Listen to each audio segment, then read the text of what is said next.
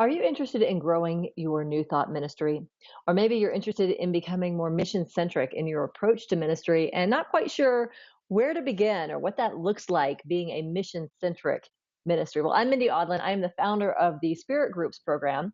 And in our time together, I want to walk you through a system, a program that's designed to help you fulfill the mission of your New Thought ministry using small groups as the infrastructure through which that mission comes alive. So this is all about growing your church with small groups. And to give you a little bit about my background, I was the pioneering spiritual leader of Unity of Wimberley, Texas. And my daughter was born about 3 years into that. And that was when I was also invited to spearhead an idea that I had for Unity's online radio network. So I moved into the radio network. It was perfect with a little baby in my life. And so I did that for a while until the radio network went to Unity Village campus. And at that time, I took a break and started touring Unity churches and other New Thought churches with a book that I'd written called What If It All Goes Right? Well, in the course of that, I found myself speaking at a lot of Unity churches and centers for spiritual living. And what I found at that time was that a lot of the churches that I was speaking to were really struggling. And at the same time, I was living in Dallas, Fort Worth, and I was noticing that all around me, there were mega churches that were having mega explosive growth. And what I know about our teachings is that consciousness creates reality. And if we want to understand how to create a new reality, we have to understand the consciousness behind it. So I've spent the last 4 or 5 years studying those mega churches and seeing what is the consciousness that creates that kind of growth. And the fabulous thing is, it was very, very clear from the very beginning as I started getting integrated into those systems and seeing how they structured their ministries. There were things they were doing, there were things they were thinking, and methods and systems and infrastructure that were taking place in all of these large churches that I wasn't seeing in any of our New Thought churches. So I've spent the past few years compiling all of these best practices and then translating them into our New Thought ideology. And what you're left with is the Spirit Groups program, which I'm going to share more with you about in just a few moments. So a little bit more about me. I live in Colorado with my husband, my daughter. They are the center of my life. I love being here in the mountains. I have a picture here of some of my minister friends who came out to my backyard. It's my backyard, where we got to do some training and talk about mission-centric ministry in small groups. I am on the team, on the planning and design team for Unity Leaders Journal. I'm also an advisor to the Association for Global New Thought. So I've been in New Thought for a long time, and I've had a chance to see many of the struggles that the ministries in New Thought have had. And through studying mega church growth, I've been able to identify some structures and some systems that we can use that are 100% compatible with our teachings and our ideology. And when we shift our ministries into this kind of structure, we're able to see incredible growth, not just in terms of numbers, but spiritual growth, deep spiritual growth in the people that attend our congregations. So that's where all of this comes from. The question is, why small groups? Small groups have been around for thousands and thousands of years. So this is not anything new. Jesus had a small group. He had 12 disciples in his group, and then he went off and said, okay, you guys take it from here. And what they did was they went into people's homes. They broke bread with people, and then they would go once a week into the temple courts to celebrate. But the real ministry of the church happened in small groups in people's homes. In our own New Thought movement, the same thing. Charles Fillmore did not intend to create churches or a religion. He intended to have people come into living rooms and office suites and public settings to have discussion about spiritual principle. So we're really getting back to our roots, getting back to our founder's vision for what New Thought could be. So small groups are nothing new. We know that transformation happens in groups. This is just giving it some structure so that as you create a group system, you're actually doing it in a way that's intentional, that's mission-centric, and that can help you grow as an organization. So in 1924, Charles Fillmore, co-founder of the Unity movement, created a document called Methods and Ideals for Conducting Centers and Study Classes. And in this document, he laid out exactly how he envisioned a Unity Center or a Unity study group functioning. This document can be downloaded at truthunity.net, and it's great to go through and actually read the entire thing to see what was the founder's vision for what our centers would become. One of the things he said is that every center or study class, which in our vernacular would be our small groups, should be considered as a normal training school for the purpose of developing coworkers. I love the word coworkers. He was out there to have us fulfill a purpose and then to equip leaders. So it wasn't a minister having to run the mission for the congregants, that it was a community of people, co-workers in bringing a greater purpose, a greater mission to the world. He said the greater the number of individuals who become active in carrying on the work of the center, the stronger the center is to become. That's why it's so important that we equip people, we give people opportunities to step into leadership, to learn and to grow. He says, unless the center sets about the development of individuals who are capable of taking part in its activities, the work of the center is limited. And that's what we found in the predominantly minister-centric model that most New Thought churches operate under, is there's one minister who is charged with a mission and trying to fulfill that mission with the congregation. And then the minister leaves, the congregation then takes over that leadership, and it goes back and forth until the new minister's there, and then it's never as powerful. The reach is never as full as it could be if we were to take that paradigm, set it aside, and step into a whole new way of being. Mission-centric ministry is a whole new way of being. It's a new approach to ministry that is exactly what our founder had intended us to become. So this model that you'll be hearing about today is actually based on many megachurch models. They're using small groups, Saddleback Church being one of them. Saddleback Church has been using small groups as the infrastructure for purpose-driven ministry for almost 40 years. So they've been doing this a long time and have worked out the kinks of the system. We've just taken the model, we've taken the things that work, and we've translated it into our New Thought messaging. So for all of the churches that I've studied in putting together this program, all of them, the criteria I had was they all started small. They all started in someone's living room or someone's garage, and they all grew to over 20,000 people per Sunday. So that's what I was looking for, is how do you take a seed group of people and through your systems and your infrastructure, how do you make that scalable so that you can serve tens of thousands of people every week? Now, that's not to say that your church needs to have that vision of being a mega church. You may be happy just filling the seats in your current sanctuary. Regardless, the model that we can learn from, the systems that they use can be used in any church, regardless of how big you want to become. So with Saddleback, their current attendance, this is actually last year's numbers, are about 22,000 per Sunday. You may know this church because Rick Warren wrote a book called The Purpose-Driven Church, The Purpose-Driven Life. Purpose is at the center of everything they do. And how do they fulfill that purpose? They do it with small groups. So this is a picture of Rick Warren in his small group. This is how Saddleback Church began, a small group in Rick Warren's living room that came together with the intention of growing the church. And this small group met for a while. They set up a plan for launching their church. The plan was to launch the church on Easter Sunday.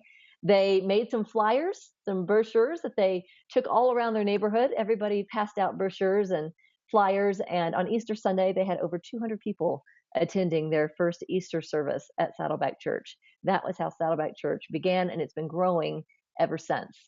So one of the things that's unique about Saddleback, one of the ideas that they brought into ministry that has been wildly successful in other denominations, is this idea of being a church of small groups, not just a church with small groups. In the New Thought movement, small groups aren't anything new to us because we've had fall book studies. We've had all kinds of series and classes, and we get people together in small groups for choir and board and all that kind of thing. So when you hear small groups, you may think, oh, yeah, we've done that. Most New Thought churches that I see have not used small groups in the same capacity that you will see in these thriving mega churches. The difference is, in most of our churches, when we do small groups, we do them as a program in the context of lots of other programs. So you'll see here, this is from a book called Small Groups with Purpose, How to Create Healthy Communities by Steve Gladen. Steve Gladen oversees the small groups program at Saddleback Church.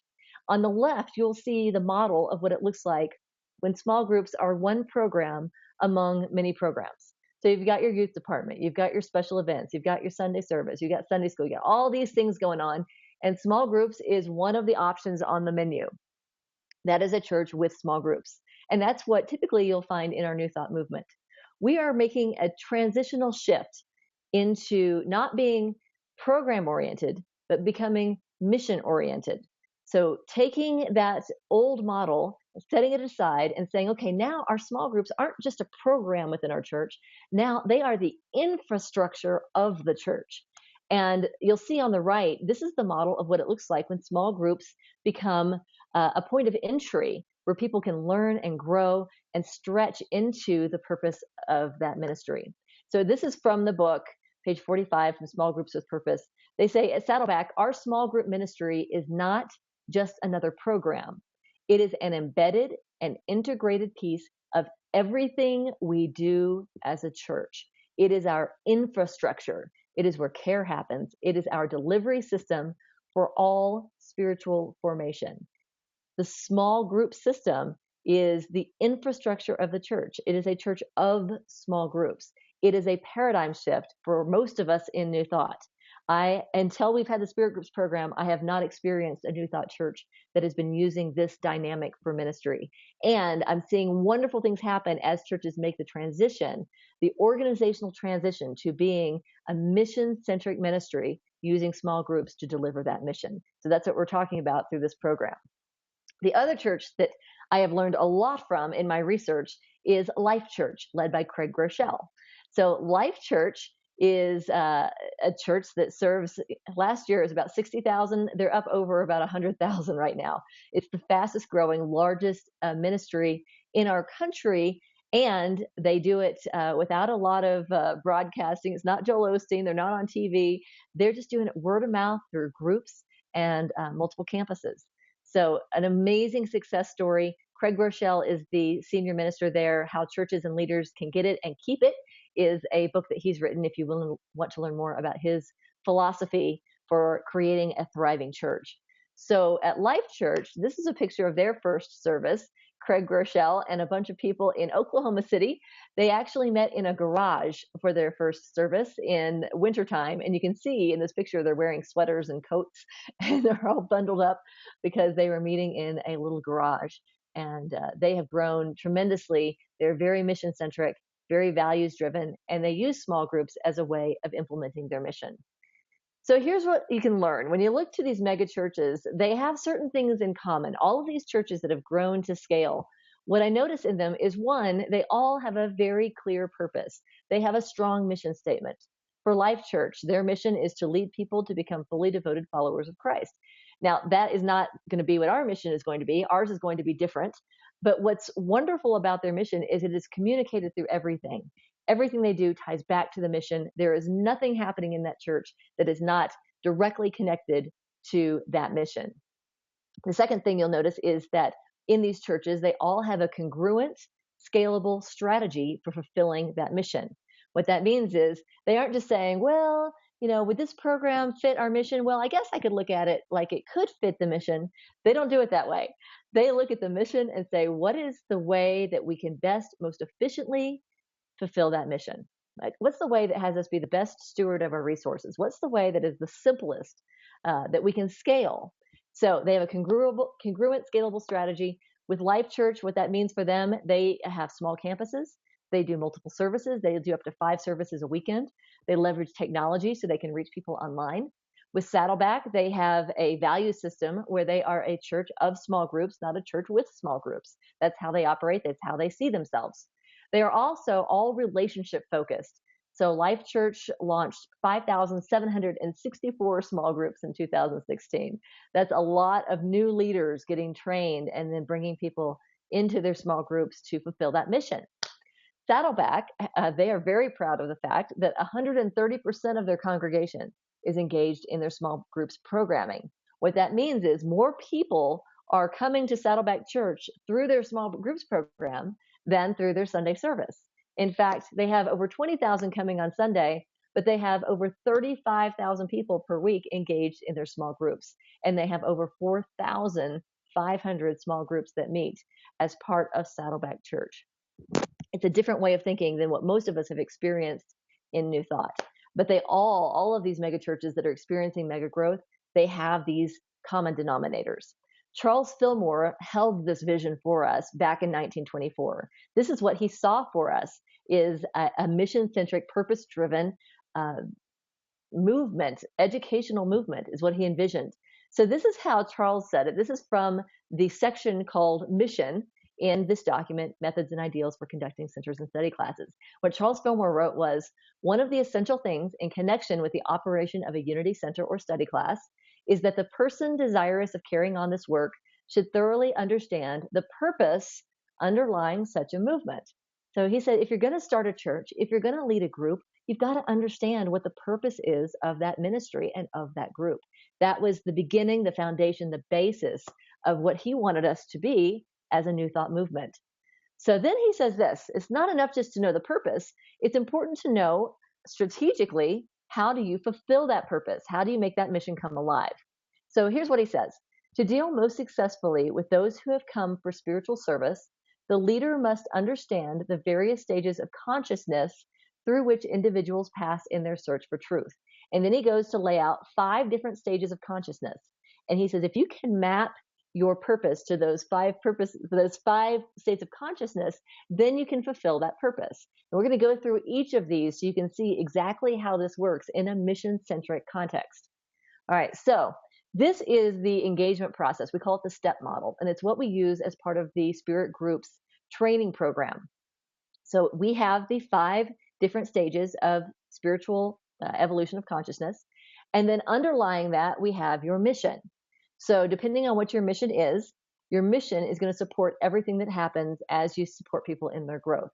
So here's what Charles says. He says the leader should take into consideration all these phases of individual development and should provide the most effective means for their accomplishments, which means for each of these, we want to figure out what is the goal at this section. What is the process for how we move people from one stage to the other? So to begin, when people are out there and they're looking for a spiritual path, maybe they've never heard of you, they've never heard of your church, we call those the explorers. And that's where people begin. If you think about your own journey, you probably began with something happened in your life. There's some kind of trigger that had you open to a spiritual path. So those are the explorers. So the first step is to get those explorers in your door. And that door could be through your Sunday service. It could also be the door of a small group. Now that they've found you, we want to get them engaged. And that's the next step. So engaged means they're coming to services, they're coming to your small group, and they're regulars now. Now that they're engaged, we want to help them expand their understanding of our teachings.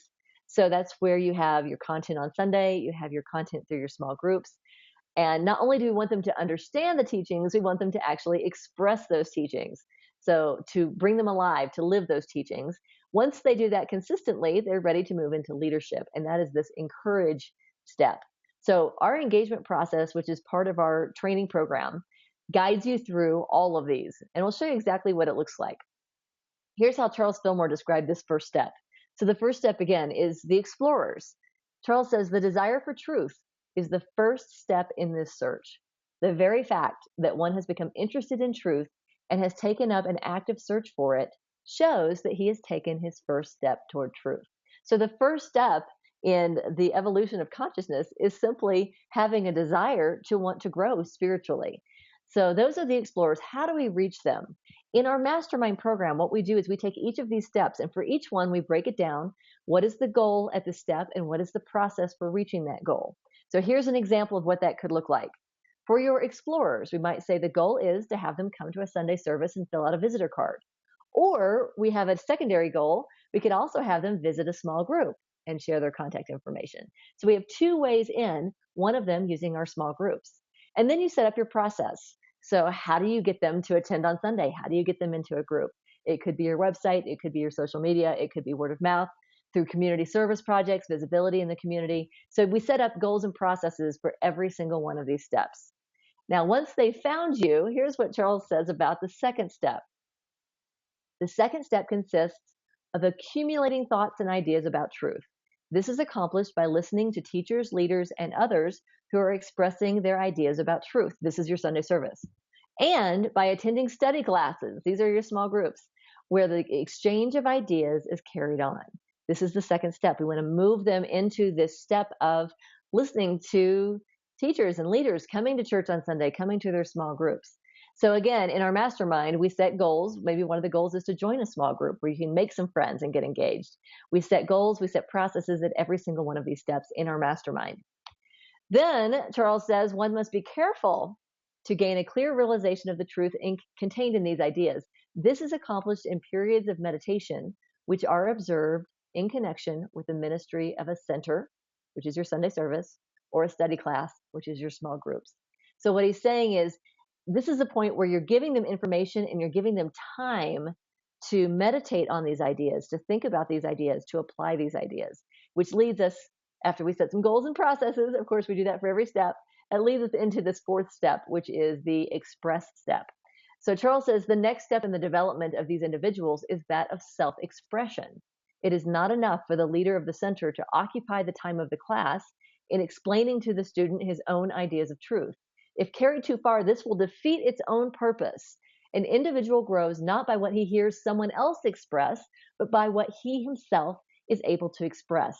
And this to me is really the power of a mission-centric ministry with small groups, is that people have a chance to express these teachings, not just listen to a minister talk about it, not just listen to the leadership, the board, but to actually be in a group where you could say, here's what I'm trying out, here's how it's working, and to have mentoring, to have support within that group, to not just get the ideas in a cerebral way, but to actually be expressing these ideas through their life.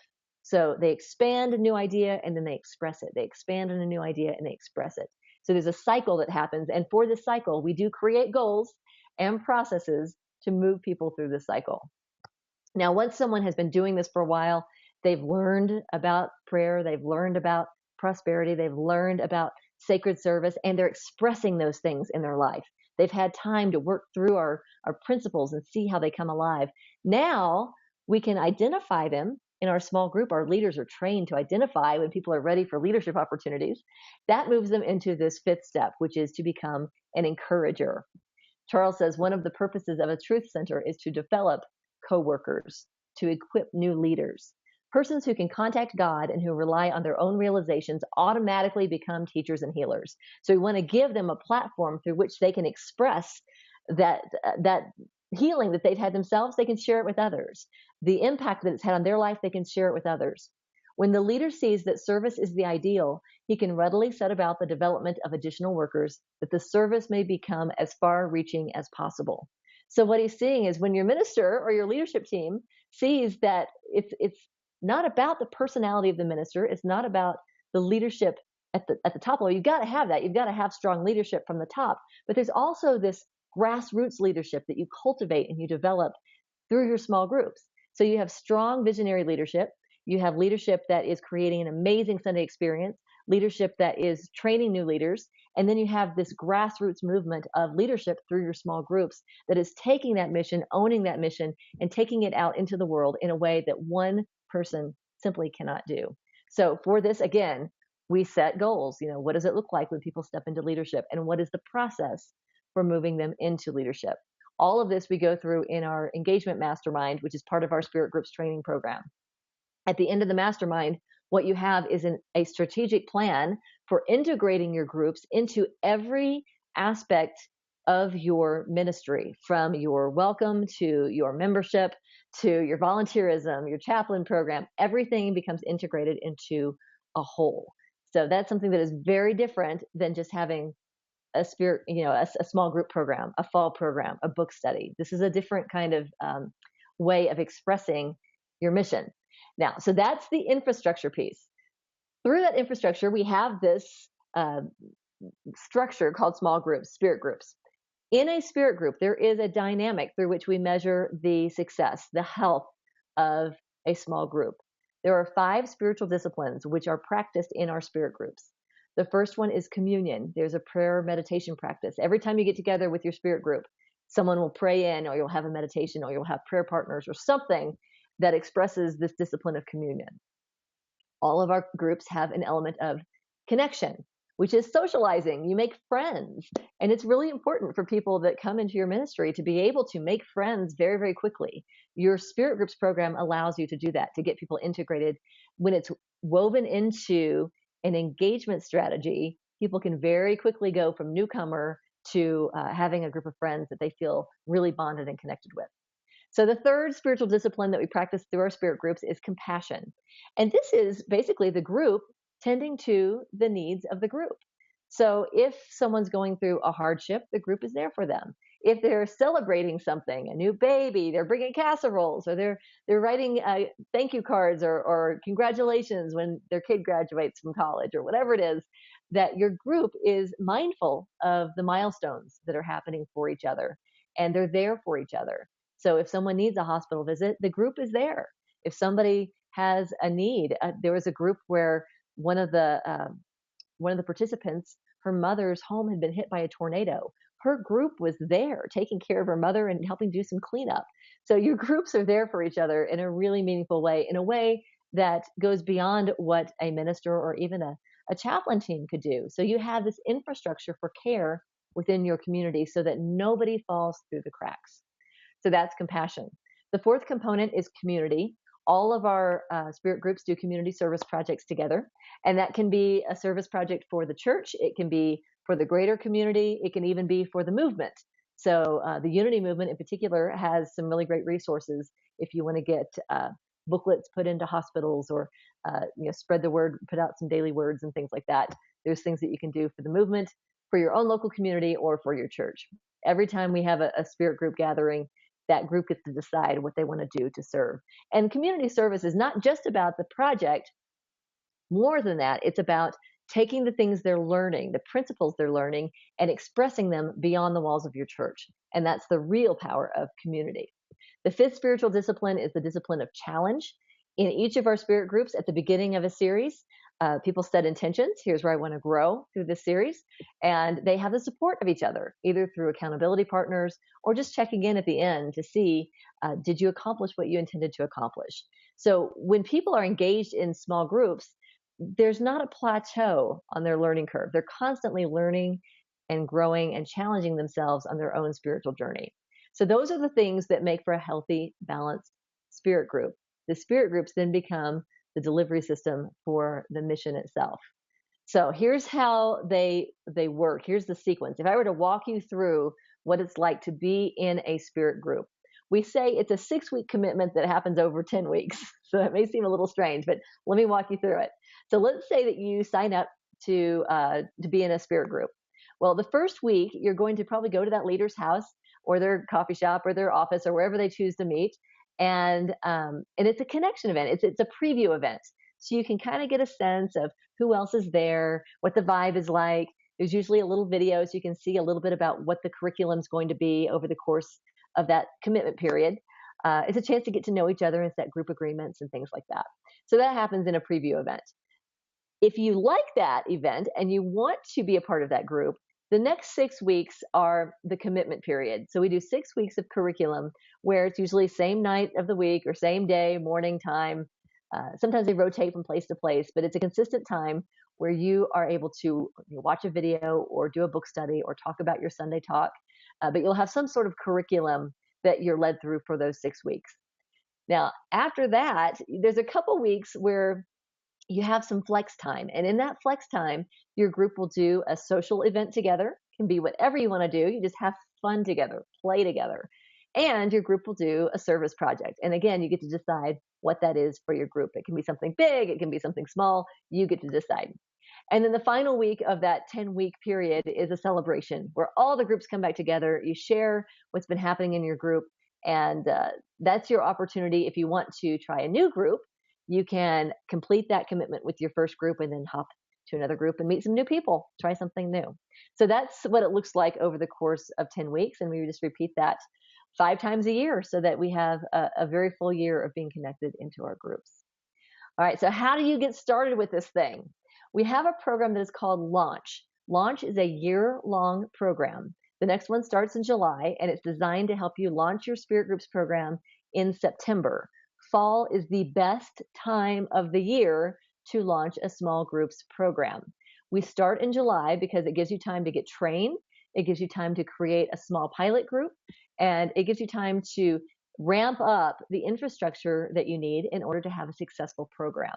So we start in July in order to kick off groups in September. So that is the launch program. Here's what it includes. So in the launch program, over the course of that year, one of the first things we're going to do is take you through our Train the Trainer program. Usually this is best for the minister and whoever is going to be the program leader of your Spirit Groups program. We take you through our Train the Trainer, which equips a leader from your ministry to train all your new hosts. So we have workbooks for that. We have a system for that is video based. It's super, super easy, and you can get people trained and up to speed very, very quickly. This program, this Train the Trainer, is designed to help you launch your first series. There's a lot that goes into your initial launch, and we want to help you make it an enormous success. So first thing we'll do is we'll help you train a trainer so you can train your hosts. The second thing we'll do is help you organize your groups. So we have an online database system that you'll be able to tap into, and you'll be able to add your groups. Each group leader will have their own login so they can manage their own groups. They can manage their attendance. They can change the location and the date and the time if they need to. We create all that infrastructure for you so that when you launch, it's really easy for you to get people plugged into groups, for people to find new groups, and for your group leaders to manage their own group. So we get you started with that. Then we're going to help you launch your campaign. So we do a few campaigns each year. So over the course of your first year, we'll do 3 big campaigns together in the fall, January, and right after Easter. So we give you some resources, some tips, some ideas that will help you make that an easy process. Everything from templates, email templates, resources, materials, promotional things that you can print out, everything that you need to have a great campaign so that people know about your Spirit Groups program. Then you invite people in, invite, and we guide you through when to do that. At what part of the cycle do you do that? And some great ideas for how you can do that using your Sunday message, using your bulletin, using your website, using all the resources that you have available. So you want to invite people in. And then we host what's called a connection event. And we have tools and resources to help you get people connected into your groups. This is a connection event that happened at Unity Church of the Hills in Austin, where they did this in their fellowship hall. All the group leaders were there. People could sign up for groups there. They could get to know the group leader. And it's a great way to raise awareness about your program and to get people signed into your groups so that everyone's engaged. Then you launch your program. People get together. They have a great time. They learn new things together. They support each other. So we support you through that whole process, because as you're going through your initial launch, you're going to have lots of new hosts that are doing this for the first time. So there's a support and a mentoring process that's happening during this first initial launch. And then you have your weeks where you've got a service project, you've got a social event. You can see here is a group that did, for their social event, they went out and painted together something different. And there's another group that went to a food bank as their service project. Your mission comes alive as these groups decide what they want to do together to create transformation, not just for their own lives, but for the lives of those around them. So then, after you've completed that 10 weeks, what happens? Well, those who have hosted that want to continue, we move them into advanced leadership training. So there's an entire advanced leadership track that is available to you as you get into your first year. The first year, there's a lot to learn. There's a lot of training. There's a lot of new things. And, with every season, there comes new questions. What do you do at Christmas time? What do you do for the new year? What do you do at Easter time? What do you do in the summertime? So we guide you through that step by step. In fact, every week, I'll be there with you on Facebook Live, sharing support and saying, here's what to focus on this week, so that nothing falls through the cracks, so they can keep things moving very, very smoothly. That's all part of the launch program. The big challenge, I had someone ask me just today, what's the biggest challenge you see with this program and getting it implemented in churches? The biggest challenge is the mindset that you've already done this and you already know how it works. I will tell you, when you step into these thriving churches, the model they use, the mindset they use is very, very different. It is a paradigm shift. And if you don't have the support, especially in that first year, to guide you through every step, what will happen is this program, the Spirit Groups program, will it'll end up morphing into a program in a program-based church, because that is our model in New Thought. Our model is minister-centric, program-driven churches. So without the week-by-week support, without the infrastructure and the hold your hand and here's why we're doing it the way we're doing it, what will happen is you'll think you know what you're doing and you'll do it the way that according to the paradigm that you have. So this program is a paradigm shift. It is a shift in how you do ministry. This isn't just a small group program. Some churches use it as a small group program. It's just the paradigm that they have, and there's nothing wrong with that. People connect, have a great time. But if you want to grow your church, if you want to be mission centric in your church, the day by day support, the week by week, what do I need to be focusing on right now is critical to help you make that jump into the new paradigm. And that paradigm is we are here to fulfill a mission together. And we do that by equipping leaders and having transformation happen in our groups, through our groups. So the challenge as you step into this, be open. It's that beginner's mindset that there will be pieces of this that are familiar to you. The overarching structure for it is different than what I have seen in New Thought churches. So be open to learning something new. Be open to a new paradigm that's emerging for us. And the second thing is, for our challenge, is to be committed, because this isn't one of those things you can stick your toe in the water and let me see if I like it. If you want to make a shift to mission centric, this is the way to do it. And that infrastructure of small groups is essential.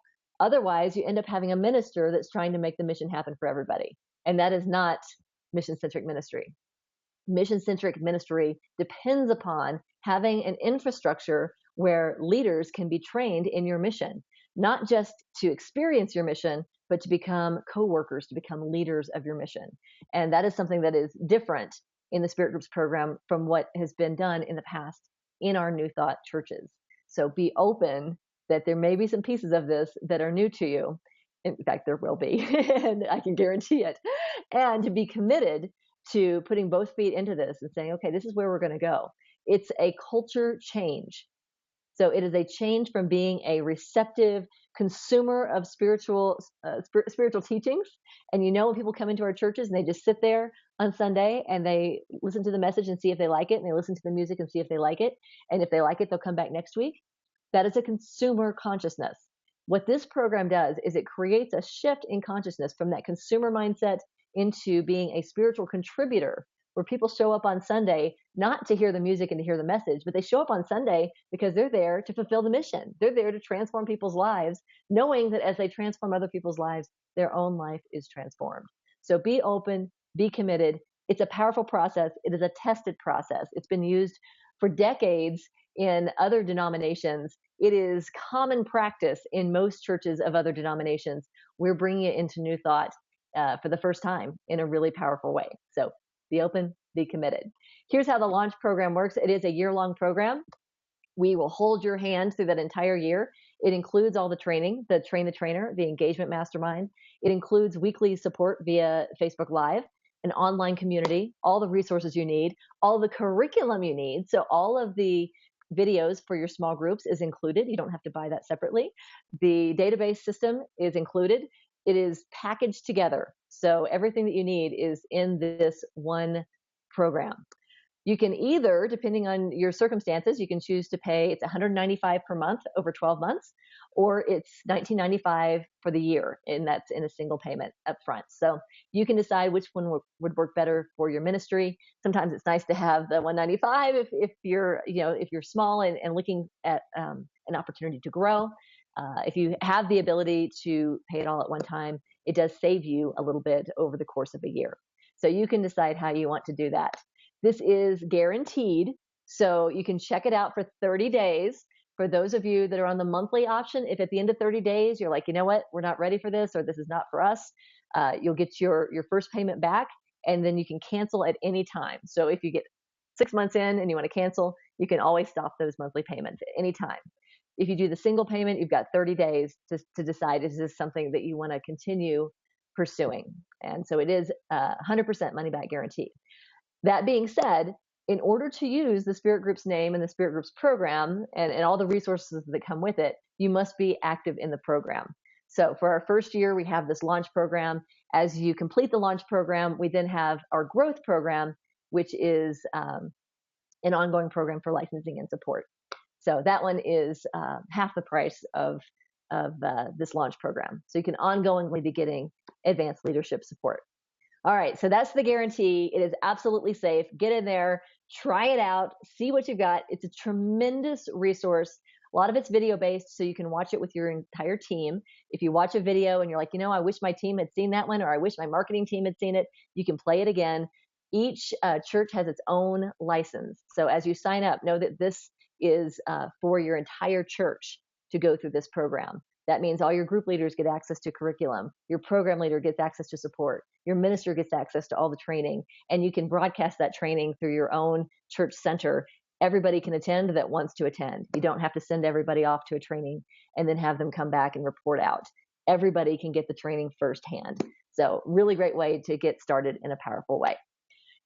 You can go to spiritgroups.org. That's where you sign up. You'll see a big image of a lot of people that says launch, and that'll take you in so you can get registered and you can sign up. And that's it. So that is the program. If you have questions, I invite you to join me. I am on Facebook. You can go to facebook.com/spiritgroups to learn more about us. And there we go. And if you have any questions, I would love to hear from you. So blessings to you. I hope to see you in our fall launch program. Thank you for joining to learn more about us.